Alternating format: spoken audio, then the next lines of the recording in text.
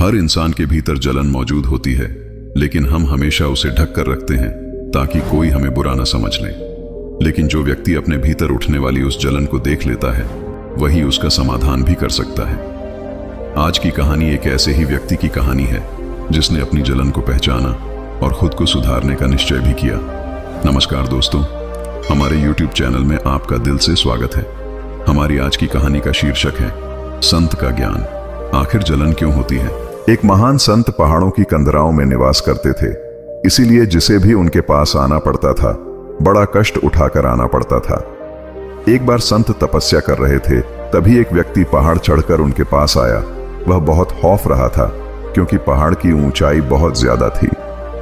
संत ने आंखें खोली और व्यक्ति को देखकर बोले, लगता है तुम बहुत थक गए हो, ये लो थोड़ा जल पी लो। व्यक्ति ने झट जल को ग्रहण किया और कुछ देर के लिए वहीं पर बैठ गया। जब उसकी थकान उतर गई तब उसने संत को प्रणाम किया। व्यक्ति बोला, बाबा, मैं इतना कष्ट सहकर आपके पास इसीलिए आया हूं ताकि आप मेरी समस्या का निवारण कर सको। संत बोले, सांसारिक मनुष्य की समस्या तो यही होती है, पैसा, परिवार या समाज में प्रतिष्ठा पाना। व्यक्ति बोला, महाराज, मेरे पास धन की कोई कमी नहीं है, मेरा परिवार भी बहुत अच्छा है और समाज में मेरी बहुत प्रतिष्ठा भी है। संत बोले, तो फिर तुम्हें क्या समस्या है? व्यक्ति बोला, बाबा, इतना कुछ पाने के बाद भी मुझे लोगों से बहुत ईर्ष्या होती है और यह जलन दिन रात मुझे ही खाई जाती है। यदि मैं किसी के पास अपने से ज्यादा धन देखता हूं तो मुझे क्रोध आ जाता है।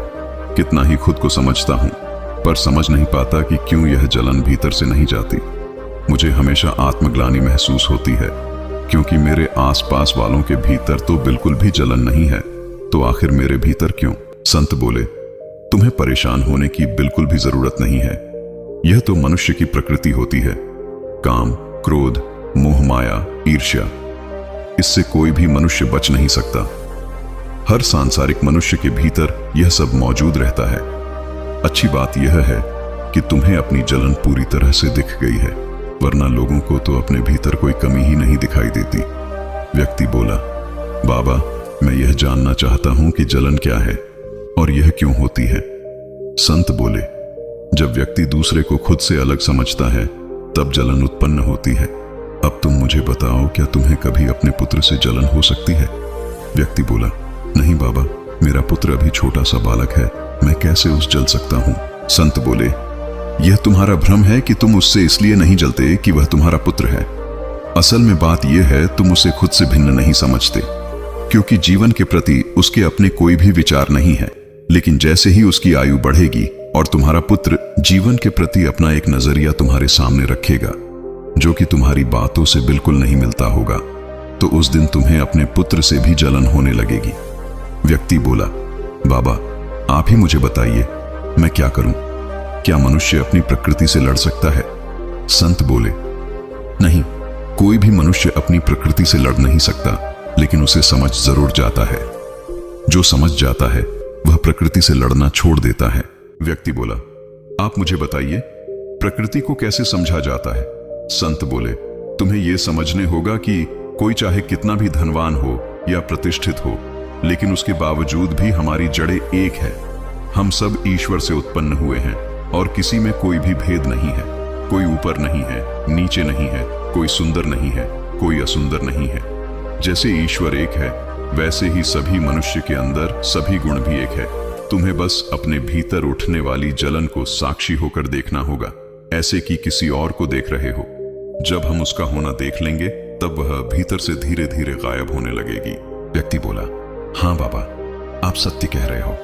मेरे जलने का कारण यही है कि मैं लोगों को खुद से अलग समझता हूं, लेकिन आपके ज्ञान के द्वारा अब मैं समझ रहा हूं कि किसी से जलना व्यर्थ ही है।